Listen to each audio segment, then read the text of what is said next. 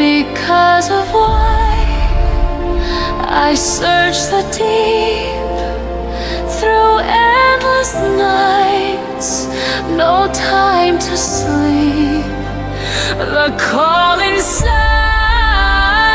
I can't deny. I'll find the light because of why. Hey everyone, and welcome. Today, we're tackling a question you might have had if you've ever visited Japan. Why do they drive on the left? Now, it seems simple, but the answer is this incredible story that involves ancient samurai, powerful steam trains, and one of the biggest, most mind-boggling traffic switches in history. So, let's dive in. You know that feeling, right? You land in Tokyo, hop into taxi, and for a split second your brain just short-circuits. Everything feels like it's on the wrong side. Well, it turns out Japan, and about a third of the entire world, does things this way. And to find out why, we actually have to go way, way back, long before cars were even a glimmer in someone's eye. So, what's the real story here? Well, it isn't just one thing. It's this fascinating mix of ancient tradition, the very practical concerns of a samurai warrior, and a huge decision that was made when Japan was racing to become a modern nation. Yeah, you heard that right. The reason for all this has absolutely nothing to do with steering wheels or traffic lights.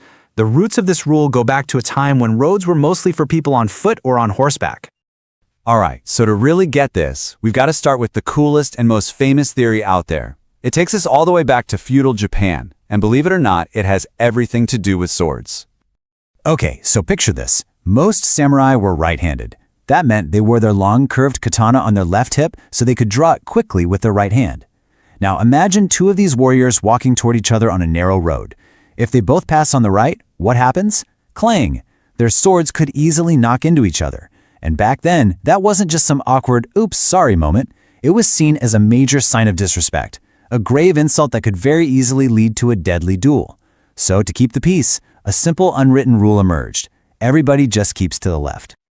So, for hundreds of years, this samurai custom was just how things were done. It was the standard, but it was all unofficial.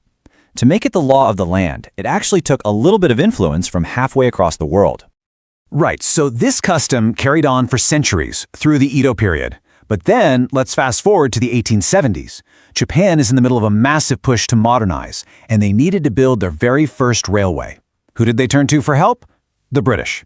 And of course, British engineers built the train system the only way they knew how, with the trains running on the left track. So decades later, when cars started to become a thing, it was kind of a no-brainer. The trains already ran on the left, so let's just make the cars do the same. By 1924, it was official law. And this is the really crucial point. It wasn't some random accident or coincidence. It was a very deliberate, practical choice. They decided to adopt a system that was already being built into their new, modern infrastructure, the railways. And it just so happened to line up perfectly with a tradition they'd had for centuries. But wait, the story gets even wilder, because there is this one major exception that proves the rule. I'm talking about the island of Okinawa, which for more than 30 years did things completely backwards.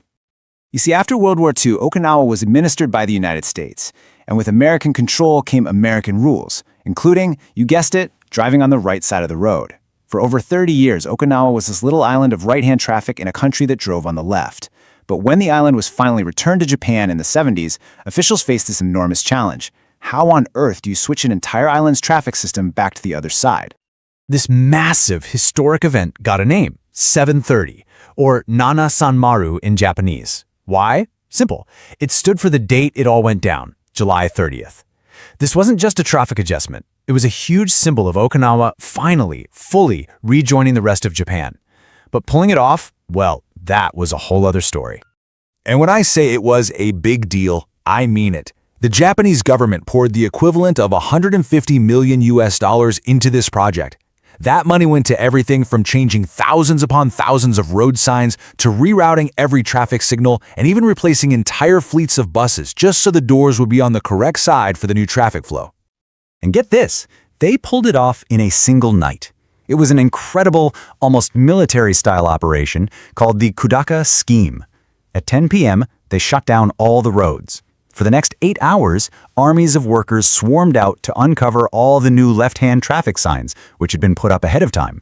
Then, at 6 a.m. the next morning, the roads reopened, and just like that, Traffic was flowing on the left. It's just an astonishing logistical feat. Okay, so with Okinawa back in the fold, Japan was once again completely united in driving on the left. But that brings up a bigger question, right? Where does that put them in the grand scheme of things? Globally speaking, are they the odd ones out? Well, if you look at the whole world, driving on the left is definitely in the minority. Only about 35% of countries do it. The other 65% are all on the right. But that 35% includes some pretty big and influential places. So why the split? Well, for the most part, you can trace it back to two huge historical forces. The British Empire is the main reason for left-hand traffic. They spread the custom to their colonies all over the globe, which is why places like Australia, India, and South Africa still do it. On the other side, you've got Napoleon, who enforced right-hand traffic in all the countries he conquered in Europe.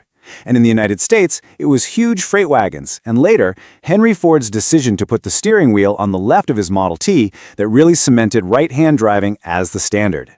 And that's exactly what makes Japan's story so special. It wasn't a rule that was forced on them by a colonial power. It was this perfect, unique blend of their own ancient samurai culture and a really smart, strategic decision to adopt British engineering right at the moment they were transforming into a modern powerhouse. It really makes you stop and think, doesn't it? How these traditions become so baked into our brains that they just feel natural. I mean, have you ever tried to drive on the other side of the road? It's such a disorienting, brain-twisting experience. It feels like you're breaking a fundamental law of the universe. Seriously, I would love to hear your stories about it. Was it a nightmare? Was it easy? Let us know down in the comments.